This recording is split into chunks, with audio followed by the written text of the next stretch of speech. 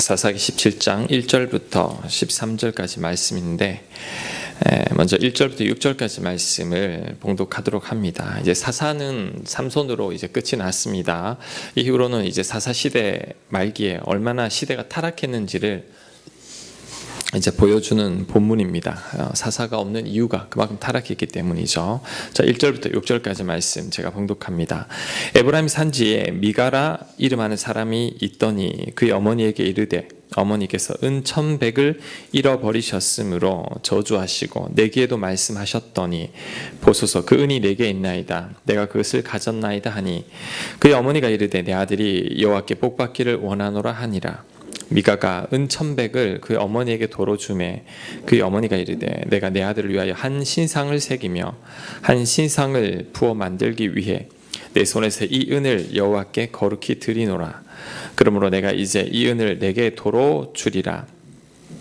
미가가 그 은을 그의 어머니에게 도로 주었으므로 어머니가 그 은이 200을 가져다 은장색에게 주어 한 신상을 새기고 한 신상을 부어 만들었더니 그 신상이 미가의 집에 있더라. 그 사람 미가에게 신당이 있으므로 그가 에봇과 드라빔을 만들고 한 아들을 세워 그의 제사장으로 삼았더라. 그때에는 이스라엘 왕이 없었으므로 사람마다 자기 소견에 오른 대로 행하였더라. 아멘. 자, 저를 보시기 바랍니다. 이 내용이 좀 헷갈릴 수도 있는데 제가 쉽게 다시 한번 설명하겠습니다. 에브라임 지파에 미가라는 사람이 있었습니다. 미가 선지자는 아닙니다. 그의 어머니가 은 1,100개를 잃어버렸습니다. 지금 돈으로 환산하면 한 10억이나 20억 될 만큼 엄청난 돈입니다. 자, 은이 1,100개나 되는데, 동전 이만한 게 1,100개나 되는데 한꺼번에 다 잃어버릴 수는 없는 거죠. 누가 훔쳐간 거죠. 그래서 미가 어머니가 저주를 합니다. 계속해서 저주를 퍼부은 것 같아요. 성경에는 없지만 훔쳐간 놈 저주를 받을지어다, 자손 3대가 망할지어다 하면서 계속 저주를 퍼부은 거죠. 자, 그런데 범인이 누구냐면 아들 미가입니다. 어머니 저주 때문에 이 아들이 불안한 거죠. 저주는 임한다고 생각하니까 어머니가 계속 저주를 퍼부으니까, 그래서 어쩔 수 없이 어머니께 실토를 합니다. 어머니 제가 가져갔습니다 라고 하니까 그 어머니가 아들을 축복합니다. 내 아들을 여호와께 복받기를 원하노라 라고 축복하는데, 여러분 정직해서 축복하는 게 아닙니다. 물론 그럴 수도 있지만 어머니가 축복하는 이유는 찜찜합니다. 아들을 그렇게 저주를 했는데 그 아들이 이 저주가 임할 걸 생각하니까 불안한 거죠. 그래서 이번에는 그 반대로 아들을 축복했는데 축복하고도 불안이 가시지 않습니다. 그래서 이 저주를 풀기 위해서 이제 하나님께 예물을 드리는데, 하나님께 드린 그 예물로 신상을 만듭니다. 여러분, 신상은 우상을 말하는 건데 하나님께 그 우상을 만들면 하나님 기뻐할까요? 아니죠. 제2 계명을 어기는 건데. 자, 그게 다가 아닙니다. 그래도 불안했던지 미가는 자신이 신당을 만들어 놓았는데, 이것도 웃기죠. 하나님을 섬기는 자가 또 신당을 만들어 놓고 그 신당에 에봇, 우리 기도원 할 때 배웠던 그 에봇, 제사장들만 입는 옷, 그것을 또 우상으로 만들어 놓고, 드라빔, 라헬이 가졌던 그 우상이죠. 그 우상도 만들어 놓습니다. 지금 미가는 율법의 말씀을 다 어기고 있어요. 그리고는 그것도 부족해서 자기 아들 중 한 명을 제사장을 삼습니다.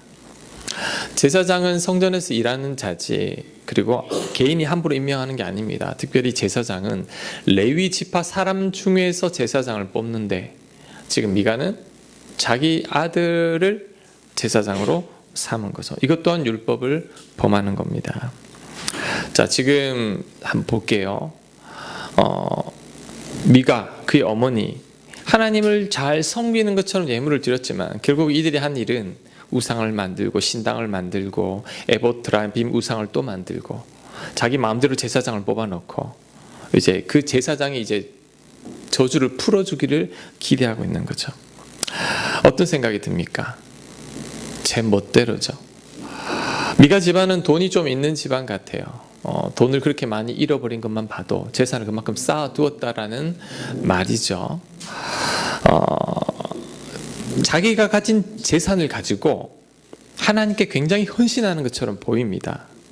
근데 지금 이 미가의 행동은 돈으로 하나님의 환심을 사려는 거죠. 많은 재정을 종교적인 열심에 투자했습니다. 자기 집에 목회자 하나 둘 만큼 대단한 열정이죠. 그런데 그게 잘못된 열정이죠. 그러면서도 하나님께서 자신들에게 복 많이 줄 것을 기대하고 있습니다. 하나님 복 줄까요? 이 가정에? 복 안 주죠. 우상 섬기고 있는데 무슨 복을 줍니까? 그렇다면 미가와 그 어머니는 자신들의 행동이 잘못된 것이라고 알고 있을까요? 모릅니다. 그들은 자신들이 신앙생활을 잘하는 걸로 착각하고 있는 거죠. 그러면서 하나님의 복을 기대하고 있습니다. 자, 성경은 이것을 어떻게 표현하냐면 6절에 이렇게 말합니다. 그때에는 이스라엘 왕이 없었으므로 사람마다 자기 소견에 옳은 대로 행하였더라. 내 소견에 옳은 대로 신앙생활을 하고 있다라는 거죠. 여러분, 이게 바로 사사시대 말기의 모습입니다. 제 멋대로죠. 근데 그때의 영적인 상태가 이랬다라는 거죠. 자, 그런데 여러분 잘 보세요. 이제 중요합니다. 야, 어떻게 이렇게 하나님을 믿어라고 생각할지 모르지만 지금 시대도 이런 모습이 있습니다. 내 소견에 옳은 대로 믿고 있습니다. 하나님을 잘못 믿고 있는 교인들이 많습니다. 제가 목회를 하면서 보니까 하나님을 잘못 믿고 있어요. 예를 들어볼게요. 예수님 믿으면 무조건 복 받는다. 예수님 믿으면 만사형통이다. 예수님 믿으면 어려운 일들도 다 사라진다. 여러분, 그렇지 않습니다. 내 삶은 형편없어요. 말씀대로 살지 않아요. 일주일 동안 내 마음대로 살다가 이제 교회만 오면 모든 것은 다 잘 될 거야. 그렇지 않습니다. 그게 바로 미가와 그 어머니의 신앙생활입니다. 미가의 어머니처럼 많은 돈을 투자해서 종교적인 열심을 내면 하나님이 복 주신다고 생각하는 분들도 계세요. 헌금 많이 하고 봉사 많이 하면 하나님 복 주실 거야. 내 삶은 아무래도 괜찮아. 말씀대로 안 살아도 돼. 그냥 열심히 하면 하나님께서 은혜를 내려주실 거야. 그것도 아닙니다. 또 있습니다. 여러분, 교회에 와서 출석 도장만 찍으면 이제 한 주간의 삶은 평탄할 것이다 라고 생각하는 분들도 있는데 그것도 아닙니다. 이런 분들은 송구영신 예배 절대 안 빠집니다. 왜? 송구영신 예배 안 드리면 그 다음 한 해가 꼬일 것 같은 느낌이 막 드는 거예요. 근데 그것도 아니죠. 예배는 부족이 아니죠. 예배 드리고 이런 분들은 예배 드리고 설교 듣는 건 별로 관심이 없습니다. 그냥 교회 마당만 밟으면 하나님이 은혜 줄 거야 라고 생각하는데 그렇지 않죠. 이런 신앙은 미가와 그 집안 신앙과 같죠. 내 아를 위한 신상을 만들고 하나님께 헌금을 하고 제사장을 모셨으니 이제 우리 집 복 받을 거야 라고 생각하는 것과 같다라는 거죠. 자, 또 이 미가와 그 집안의 실수가 또 있는데 그게 뭐냐면 이들이 하나님을 믿는 것은 창조자 하나님을 믿는 게 아니라 내 아들을 위해 하나님을 믿습니다. 자, 3절 중반에만 한번 읽어볼게요. 3절 중반에 그의 어머니가 이르되 내가 내 아들을 위하여 한 신상을 부어 만들기 위해 내 손에서 이 은을 여호와께 그룩히 드리노라. 하나님께 드리는 이유는 내 아들을 위하여입니다. 내 아들을 위하여. 미가 어머니가 하나님께 드리는 이유는 아들 때문입니다. 아들을 위해서 열심히 신앙생활하는 것, 신앙생활하는 것처럼 보이지만 이것은 결국은 아들이 우상이죠. 그건 하나님을 믿는 게 아닙니다. 자녀를 위해서 하나님이 좀 필요한 거예요.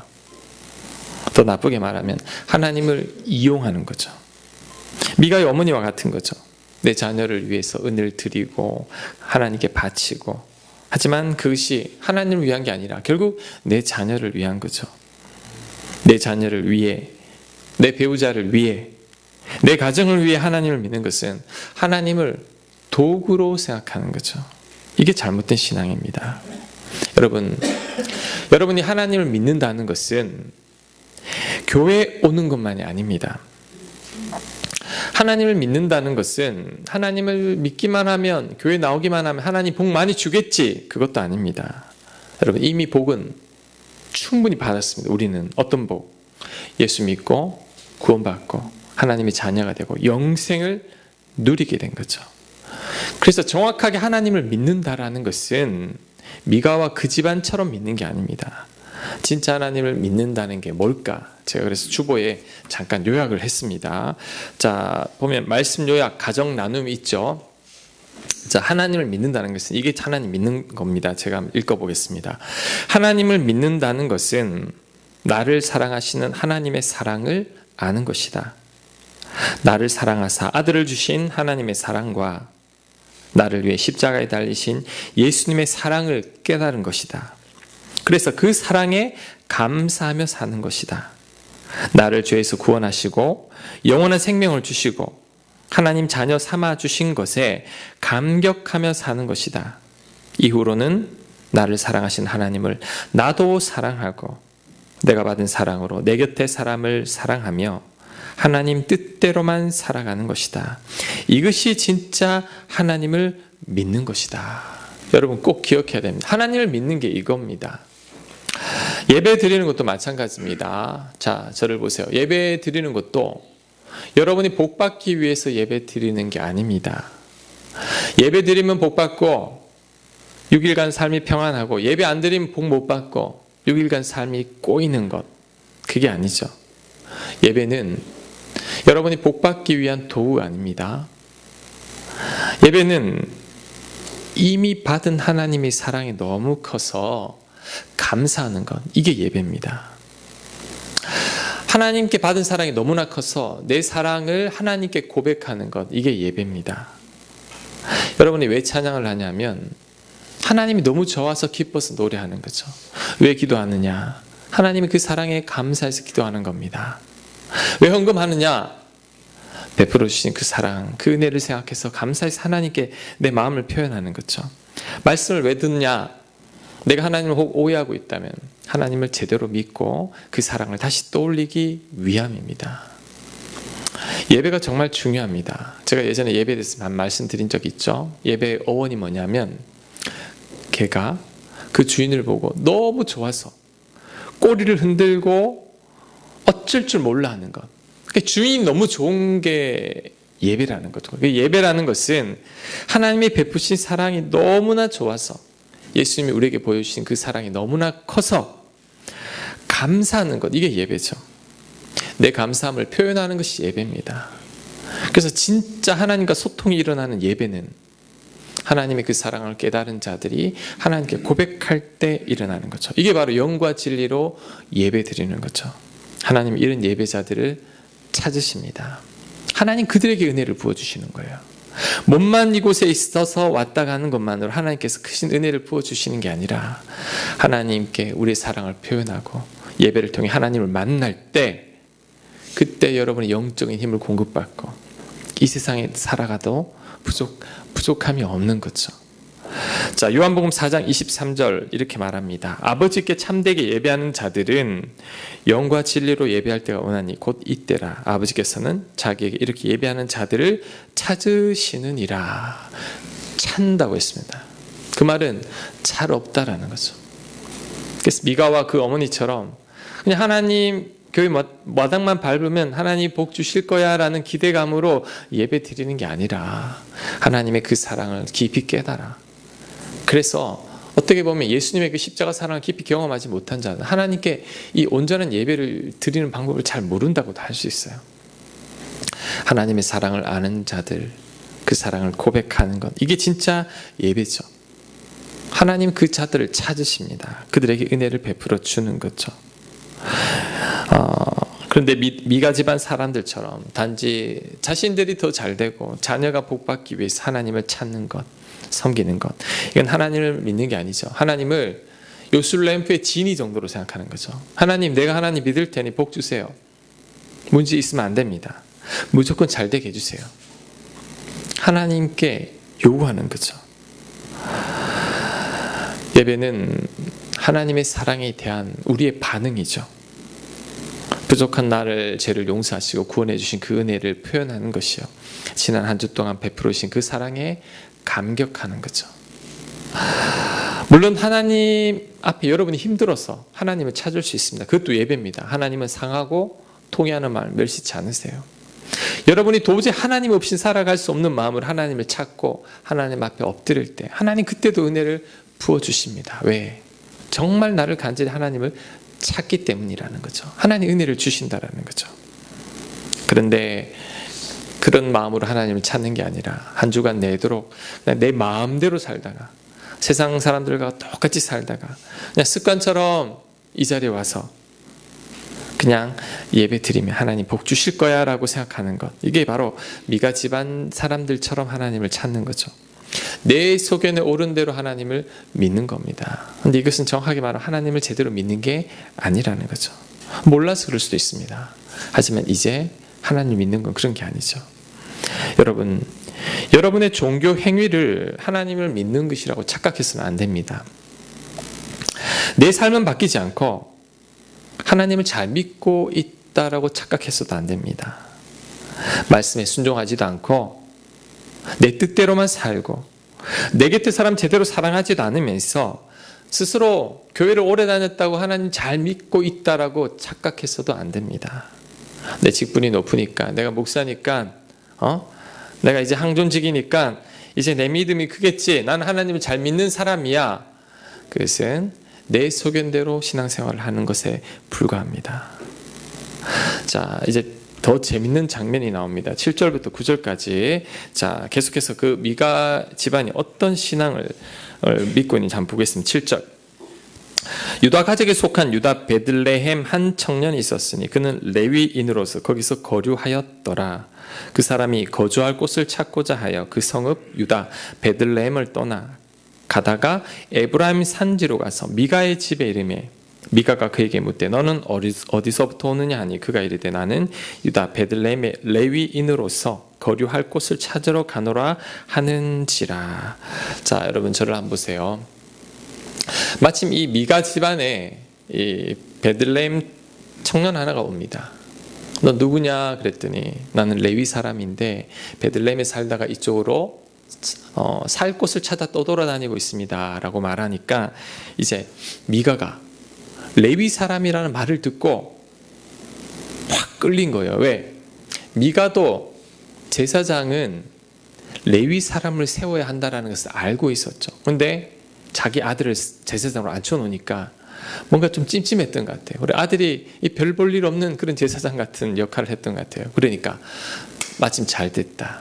제사장이 필요한데 네가 레위 사람이라고 하니까 우리 집안의 제사장이 되어라. 나를 위한 제사장이 되어라고 그를 제사장으로 삼으려고 합니다. 자, 10절 계속 있습니다. 미가가 그에게 이르되 네가 나와 함께 거주하며 나를 위하여 아버지와 제사장이 되라. 이 아버지는 영적인 지도자를 의미합니다. 나를 위해 영적인 지도자가 되고 제사장이 되라. 내가 해마다 은열과 연봉입니다. 은열. 그러니까 은 하나가 얼마나 값어치가 큰지 알 수 있죠. 의복 한 벌과 먹을 것을 주리라 하므로 그 레위인이 들어갔더라. 그 미가가 그 레위 사람을 초청하죠. 우리 집안의 제사장이 되라. 나를 위한 제사장이 되라. 자, 그랬더니 이 레위 청년이 오케이 합니다. 근데 여러분, 제사장은 성전에서 일하는 자입니까? 한 개인을 위해서 일하는 자입니까? 성전에서 위하는 자죠. 하나님을 위해 일하는 자인데 지금 이 미가 이 집안을 위한 제사장이 된다고 좋다고 여기는 거죠. 오케이 했던 겁니다. 자, 이것만 봐도 자기 소견에 오른 대로 신앙생활하는 사사시대 사람들을 볼 수 있죠. 그리고 여러분, 레위기를 읽어보면 제사장은 나이 30세 이상이 되어야 합니다. 이 청년, 소년이에요. 소년은 제사장이 되면 안 돼요. 거기다가 제사장이 하나님을 위해 일을 하는 거지 한 개인의 복 빌어주기 위해서 제사장을 하면 안 됩니다. 그래서 이것을 쉽게 이야기하면 한 개인이 자신의 가정을 위해서 복 빌어주는 목사를 삼은 거예요. 월급 주고. 목사님 이제 우리 집 와서 사세요.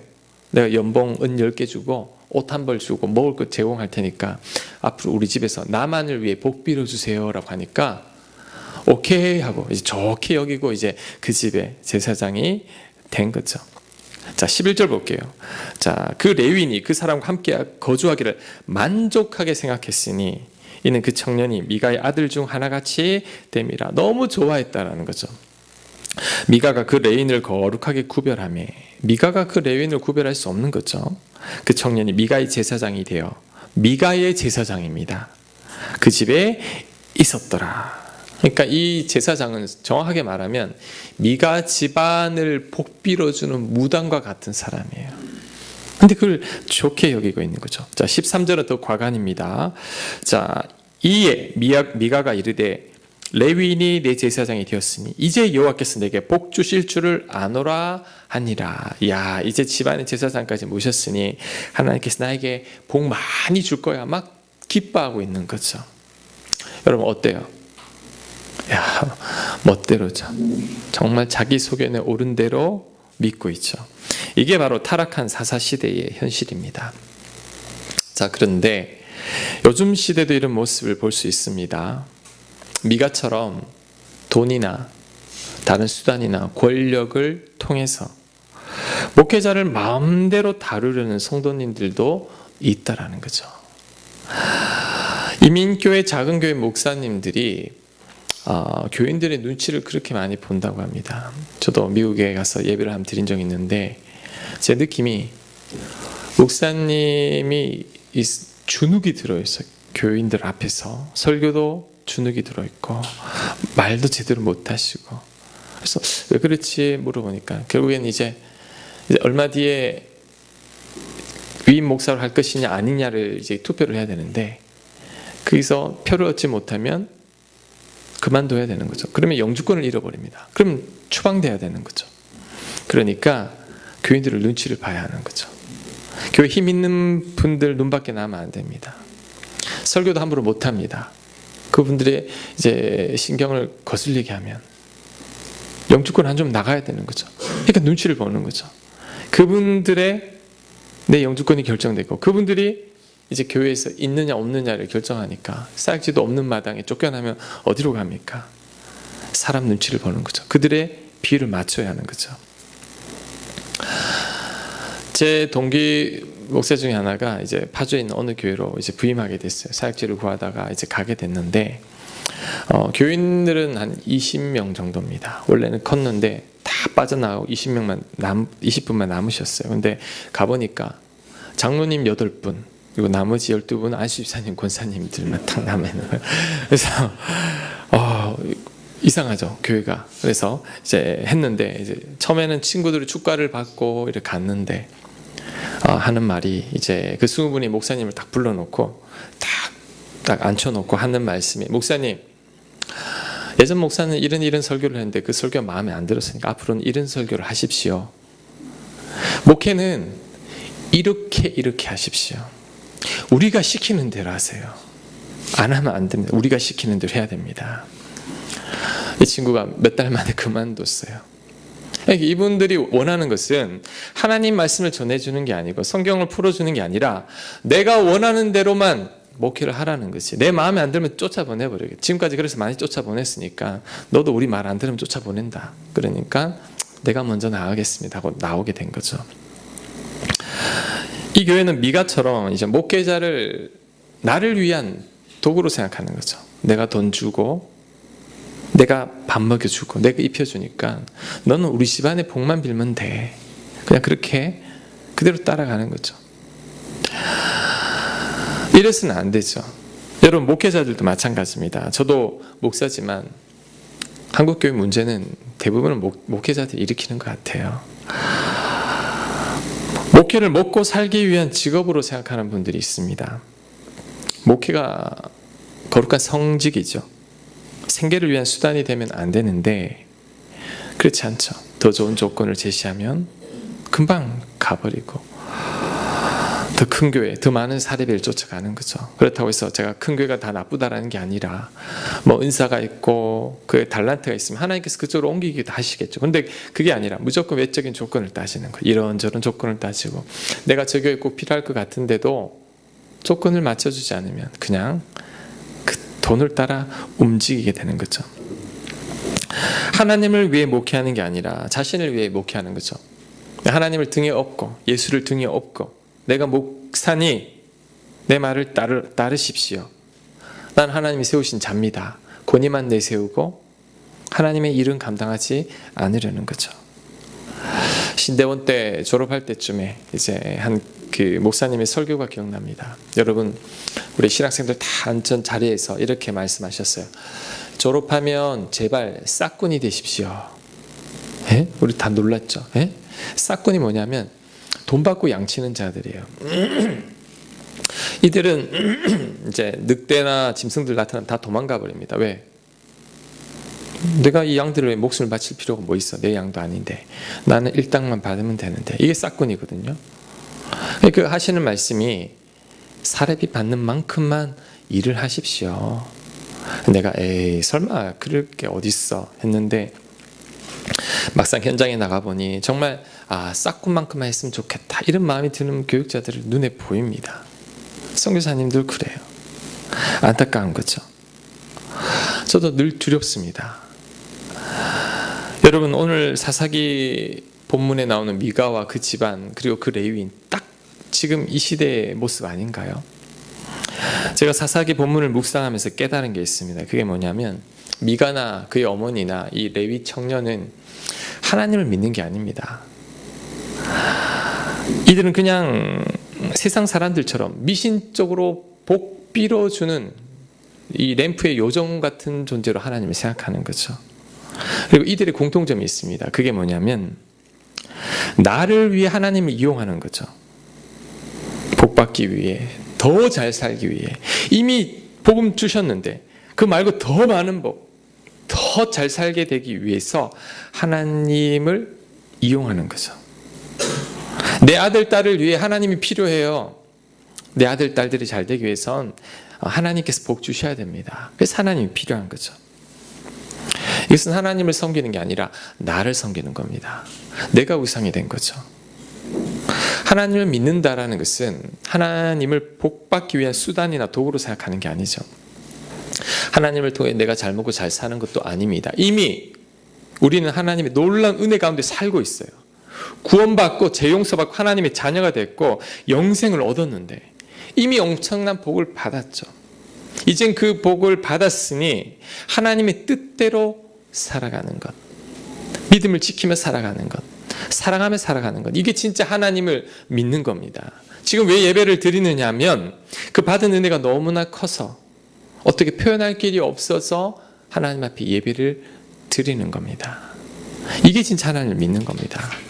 자, 여러분, 하나님 믿는다는 거 다시 한번 제가 말씀을 들었으니까 다시 한번 정리하는 마음으로 다시 한번 읽겠습니다. 자, 하나님을 믿는다는 것은 나를 사랑하시는 하나님의 사랑을 아는 것이다. 나를 사랑하사 아들을 주신 하나님의 사랑과 나를 위해 십자가에 달리신 예수님의 사랑을 깨달은 것이다. 그래서 그 사랑에 감사하며 사는 것이다. 나를 죄에서 구원하시고 영원한 생명 주시고 하나님 자녀 삼아주신 것에 감격하며 사는 것이다. 이후로는 나를 사랑하시는 하나님을 나도 사랑하고 내가 받은 사랑으로 내 곁의 사람을 사랑하며 하나님 뜻대로만 살아가는 것이다. 이것이 진짜 하나님을 믿는 것이다. 이게 진짜 하나님을 믿는 겁니다. 그래서 마가복음 12장 30절은 이것을 딱 줄여서 이렇게 이야기합니다. 자, 우리 같이 한번 읽습니다. 시작. 내 마음을 다하고 목숨을 다하고 뜻을 다하고 힘을 다하여 주 너의 하나님을 사랑하라 하신 것이요. 둘째는 이것이니 내 이웃을 내 자신과 같이 사랑하라 하신 것이다. 이보다 더 큰 계명이 없느니라. 자, 여기를 보면 하나님을 사랑한다는 것은 나를 사랑하는 게 아니에요. 미가와 그 어머니와 레위 청년은 하나님을 사랑하는 게 아니라 나를 사랑하는 겁니다.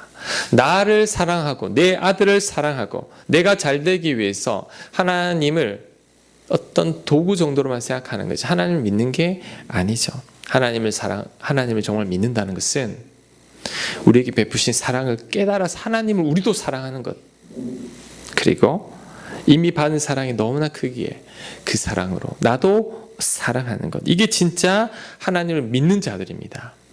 하나님이 이런 자들에게 은혜를 베풀어 주십니다. 그들의 기도에도 응답하십니다. 왜? 하나님이 그들을 기뻐하니까, 사랑하시니까요. 지금 이 드리는 예배, 이 예배도 마찬가지입니다. 하나님의 사랑에 너무 감사해서 여러분 감격을 표하는 겁니다. 주일이니까, 빨간 날이니까 습관적으로 나와서 앉아있다가 가면 되는 게 아니라, 예배 한 번을 드리러 와도, 새벽에 예배를 한 번 드리러 와도 여러분 마음속에 감사를 담아서 하나님 앞에 예배를 드리고 찬양을 드리고 기도하고 말씀을 들을 때 하나님이 찾는 예배자죠. 하나님 그에게 은혜를 부어주십니다. 그가 기도할 때 응답하십니다. 왜?